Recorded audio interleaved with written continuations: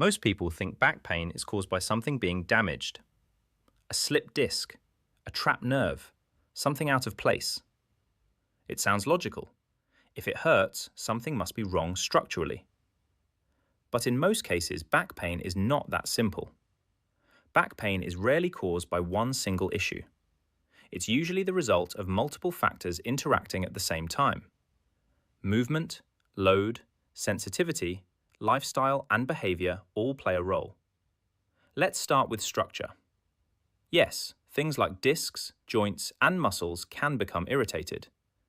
But structural changes on their own do not always cause pain. We know this because many people have disc bulges, degeneration, and joint changes on scans without any symptoms at all. So structure matters, but it's only one piece of the puzzle. The second factor is load. The body adapts to what you regularly ask it to do. If you suddenly increase activity, lift more than you're used to, or move in a way your body isn't prepared for, tissues can become irritated. On the other hand, if you do too little for too long, the body becomes deconditioned and less able to tolerate normal movement. Back pain often sits somewhere between too much and too little load. The third factor is movement, not just how much you move, but how you move. If certain areas are stiff or not working well, other areas compensate. Over time, those compensations can become overloaded. This doesn't mean your movement is wrong, but it may not be efficient for what you're asking your body to do. The fourth factor is the nervous system. Pain is produced by the nervous system, not just the tissues. When something becomes irritated, the nervous system increases sensitivity to protect the area. Sometimes that sensitivity remains even after tissues have started to recover. That's why pain can persist even when there is no ongoing damage. The fifth factor is lifestyle. Sleep, stress, activity levels, and general health all influence how the body responds. Poor sleep can increase pain sensitivity. High stress can increase muscle tension and reduce recovery.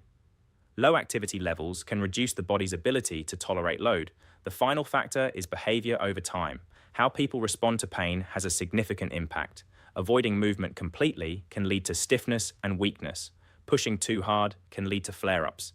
Inconsistent approaches can slow progress. Back pain is often maintained by patterns, not just caused by one event. When you put all of this together, it becomes clear that back pain is not usually about one structure being damaged. It's about how the whole system is functioning.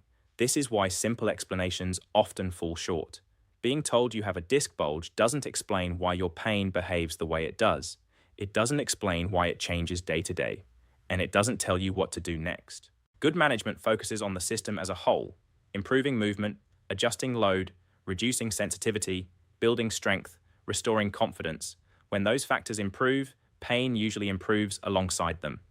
The key takeaway is this: back pain is rarely caused by one single thing, and because of that, it's rarely solved by one single solution. Understanding that removes a lot of unnecessary fear. It also gives you a much clearer direction for recovery. Instead of searching for one thing to fix, the focus shifts to improving how the body functions overall. That's what leads to long-term results.